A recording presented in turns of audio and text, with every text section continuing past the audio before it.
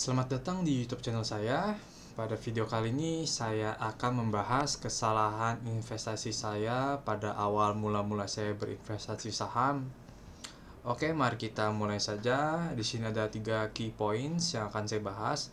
Yang pertama ada greed, kedua money management, dan ketiga margin of safety. Oke, yang pertama greed. Kenapa greed? Karena dulu saya awal-awal berinvestasi saham, saya ini sangat serakah ya. Saya tidak mau ada uang nganggur, karena saya berpikirnya daripada uang itu nganggur, mendingan saya cemplungkan saja semuanya ya ke instrumen saham. Tetapi tiba-tiba COVID melanda dan membuat portofolio saham saya seperti digambar ya, minus 110 juta rupiah. Oleh karena itu, menurut saya ini merupakan kesalahan pertama saya, yaitu greed. Bagi teman-teman yang masih pemula, saya sarankan untuk tidak greed ya, atau tidak serakah dalam kita berinvestasi saham. Kita santai-santai saja. Yang kedua, money management, ini masih berhubungan dengan greed atau keserakahan. Menurut saya dalam berinvestasi saham itu kita harus memikirkan money management ya.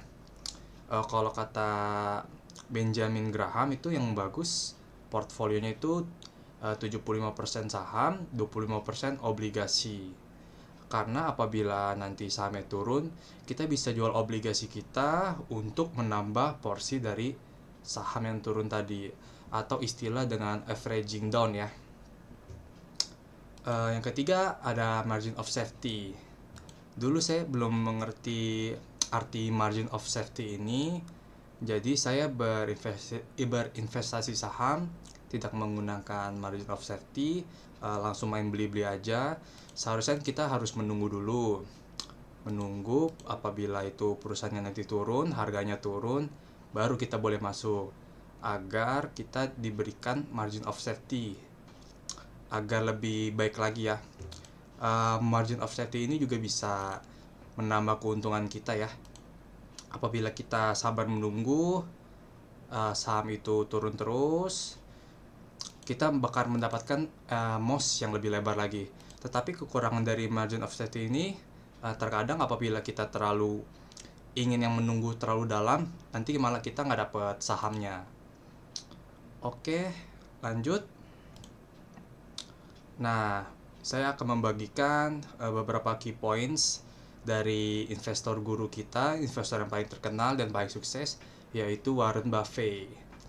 Yang pertama-tama, oh iya, ini kan tadi kan awalnya rugi 110 juta. Saya tidak udah memiliki cash lagi. Berujung dengan keuntungan 91 juta ya. Di sini saya akan membagikan beberapa key points. Yang pertama, know what you buy what you know. Atau dengan bahasa Indonesia-nya, tahu apa yang kita beli, beli apa yang kita tahu. Di sini saya membeli BNI, Astra, Mandiri, Pegas, Jasa Marga, Indofood, Garuda, dan Unilever.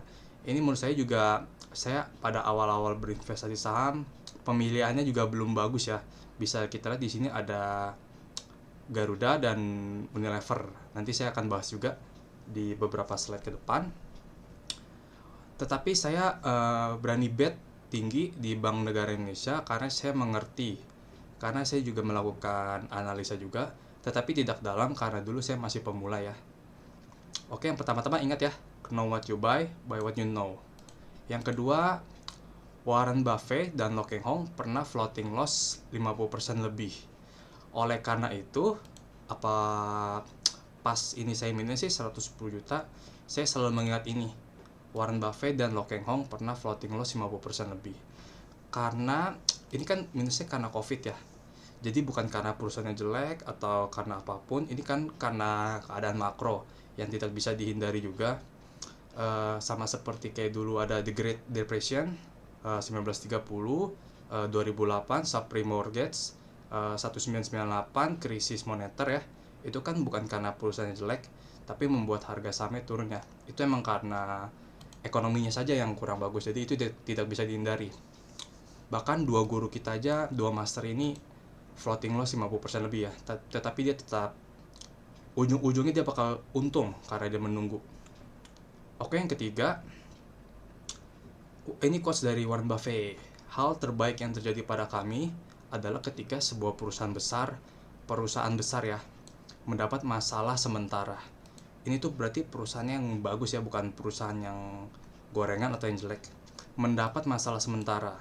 Kan COVID juga tidak akan selamanya ya.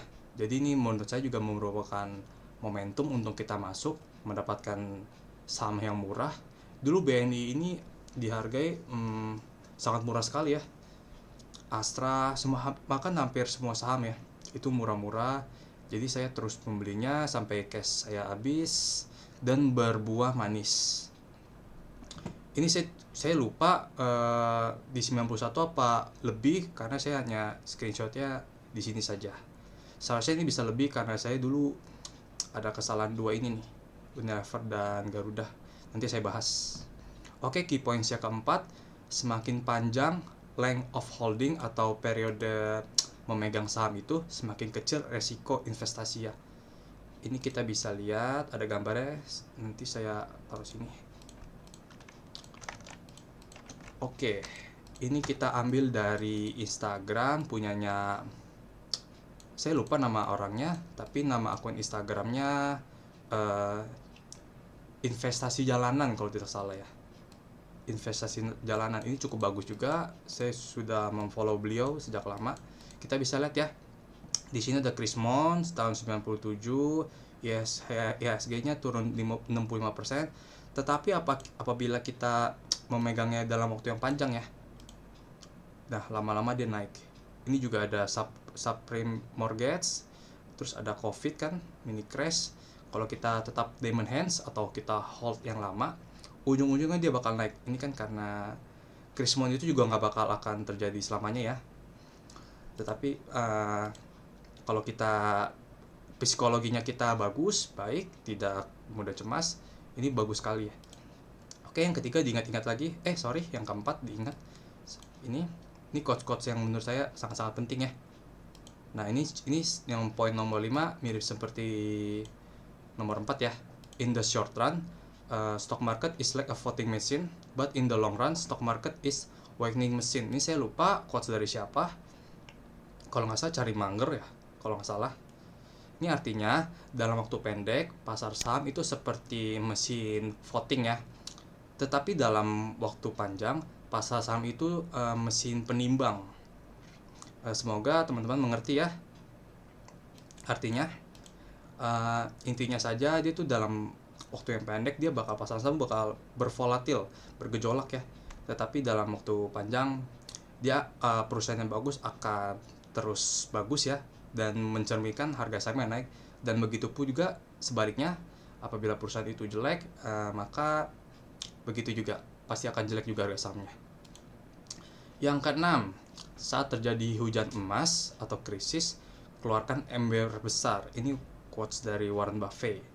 Ini nih, terjadi hujan emas ya atau krisis. Ini nih, harga sahamnya kan murah semua tuh. Itu kan tidak sering terjadi ya. Ini terjadi pada COVID, hujan emas. Kita keluarkan ember. Ember itu maksudnya cash kita keluarkan semua untuk membeli. Walaupun tetap kita beli tetap rugi, tetapi apabila kita mengerti apa yang kita beli, yaitu perusahaan bagus, ujung-ujungnya akan mengalami keuntungan juga. Dan cost yang terakhir dari Warren Buffett ini sangat powerful menurut saya. Oke, kami sangat sederhana. Kami hanya membeli bisnis bagus sampai luar biasa ya, memiliki moat dan market leader dengan kata lain, dan lalu membelinya dengan harga yang masuk akal atau murah. Ini ya, ada beberapa key points. Dan dijalankan orang yang jujur dan dipegang untuk waktu yang lama, lalu biarkan laba perusahaan itu bertumbuh. Ini powerful sekali ya, 7 ini ya. Teman-teman harus selalu ingat ya, agar psikologi kita dalam berinvestasi tetap waras. Oke. Nah, ini berikut juga merupakan kesalahan saya. Yang pertama-tama, kita bisa di sini ya, saya memegang banyak sekali saham. Jadi saya tidak bisa fokus untuk ke beberapa emiten. Di sini saya memegang 13 saham. Menurut saya ini juga kurang bagus ya apabila kita tidak memiliki waktu yang banyak untuk memeriksa saham-saham ini. Karena dulu ini saya sambil kuliah dan ini saya masih pemula juga, jadi saya apa yang menurut saya bagus saya beli, apa yang bagus saya beli. Yang kedua, jangan memaksakan untuk membeli saham ketika tidak ada yang menarik. Warren Buffett pernah puasa membeli saham selama 3 tahun nih karena tidak mendapatkan saham yang menarik. Dan oleh karena itu, kita memiliki cash yang banyak, dan di saat ada penurunan harga atau crash, kita kan memiliki cash tuh, langsung kita eksekusi. Oke. Yang ketiga, ini sama mirip-mirip, menahan diri untuk tidak membeli juga termasuk skill dalam berinvestasi. Ingat ya, ini tadi kesalahannya. Yang ini nih, greed, money management, margin of safety, dan 3 ini. Lalu kita masuk ke studi kasus. Studi kasus, valuasi, dan saham rugi. Kenapa beli Unilever dan Garuda? Ini kalau tidak salah ini saham pertama yang saya beli nih, Unilever. Pertama, Unilever. Kenapa saya membelinya? Karena saya masih pemula dalam saham. Saya tidak melihat laporan keuangannya sama sekali. Ini salah sekali ya. Kita seperti membeli kucing dalam karung. Ini jangan ditiru oleh teman-teman. Kalau tidak mau rugi seperti saya. Kalau saya tidak salah, sampai sekarang ini saya masih memegang Unilever dalam posisi rugi sekitar Rp20.756 atau minus 53%. Sampai sekarang saya masih hold. Karena saya juga bingung nih, mau cut loss juga udah lumayan parah. Mungkin saya akan menjual di sekitar, nantilah saya pikir-pikir lagi. Lalu tidak melihat valuasinya, ini juga parah ini kalau kita membeli saham tidak melihat valuasinya. Mau perusahaan sebagus apapun bakal bisa rugi menurut saya kalau kita tidak melihat valuasinya. Oke. Nanti kita lihat ya valuasi sekarang. Nah, yang keempat, dulu mikirnya kan Unilever produknya dipakai semua orang, pasti sahamnya bagus. Apalagi dulu saya belinya di 7.625. Kita lihat ya sama-sama chartnya. Saya beli di 7.625 nih, di sini nih. Oke, lanjut pada akhir Desember, sedangkan all time high-nya di 11.600. Di 11.600 nih. Dulu kan saya mikirnya, wah ini pernah 11.600 nih, sekarang harganya 7.625. Wah, ini menurut saya ini merupakan momentum yang jarang terjadi ya di perusahaan Unilever. Jadi saya kan pikir bisa untung sekitar berapa persen gitu. 1.600, harganya turun ke 7.650. Menurut saya ini momentum nih. Wah, kalau naik ke all time high lagi kan lumayan untungnya, bisa sekitar berapa itu? Sekitar mungkin 30-40% ya. Apalagi kita dulu lihatnya Unilever ini saham yang sangat bagus. Dia tidak selalu naik ya. Untung-untung terus naik dari awalnya cuman 700 perak kan. Dia naik terus sampai all time high di pada 2018 ya, awal. Grafiknya sangat bagus seperti kayak Bank BRI ya, Bank BCA juga naik terus. Tetapi karena valuasi yang tadi itu yang terlalu mahal itu membuat dia akan sesuai lah yang dengan cost tadi, stock market in the long run like awakening machine. Nah, ini cocok ini seperti quotes itu. Lalu sekarang dia bergerak downtrend. Kalau kita lihat sekarang valuasi Unilever ya, dalam 10 tahun terakhir PI-nya aja pernah hampir di 80, dan PI sekarang ini 25. Dan menurut saya PI 25 ini masih tergolong mahal ya untuk perusahaan blue chip. Ini dulu saya belinya berarti di PI berapa tuh? Dulu saya belinya di PI 40. PBV juga 40 dulu belinya. Sekarang PBV-nya tuh ada di 27, masih mahal juga ini. Tetapi karena dia ROE yang tinggi, kita lihat ROE-nya tinggi. Mana ROE? Ini dia, 91%. Dan yang lain-lain kita lihat sekilas. Oke, perusahaan sih tetap merugi ya. Tetapi ya karena valuasinya tadi itu yang mahal tadi, dia akan menyesuaikan harganya. Oke, lanjut.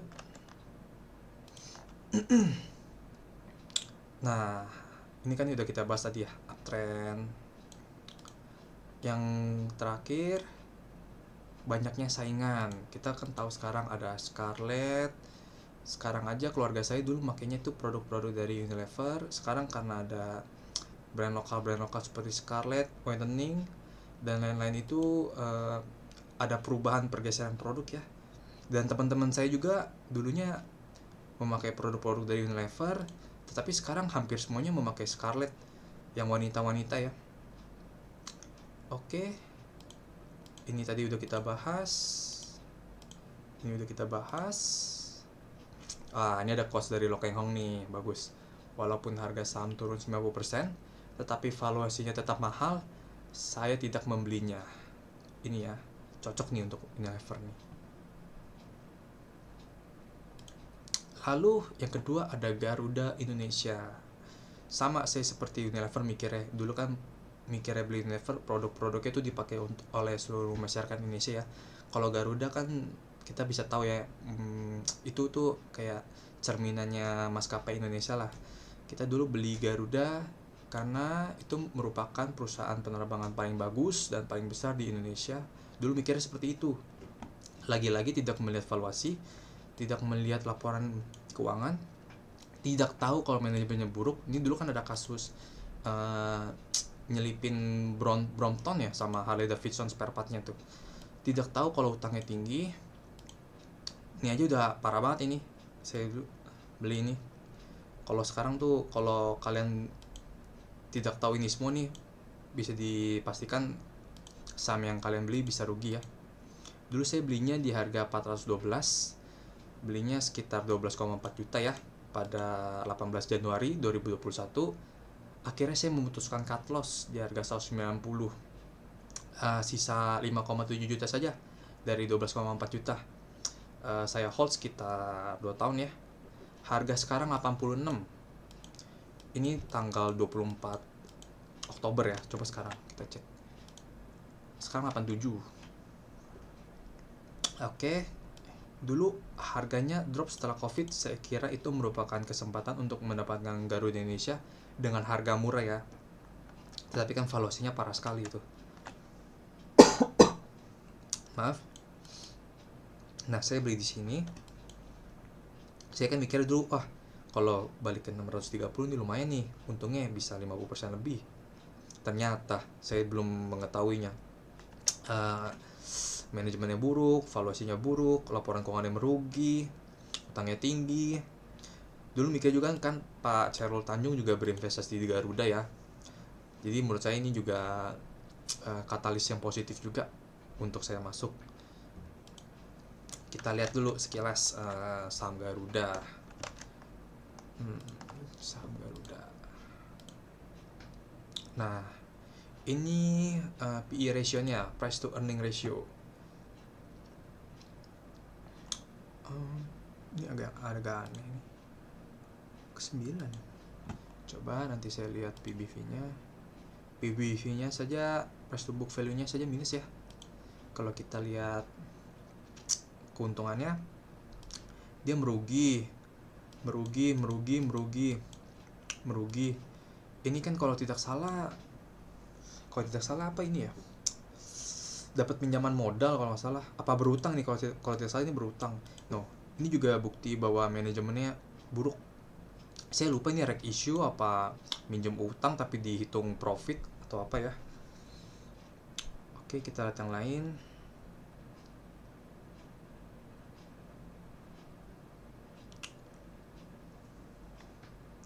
Return on equity-nya minus ya. Berarti perusahaannya merugi. Ya, betul.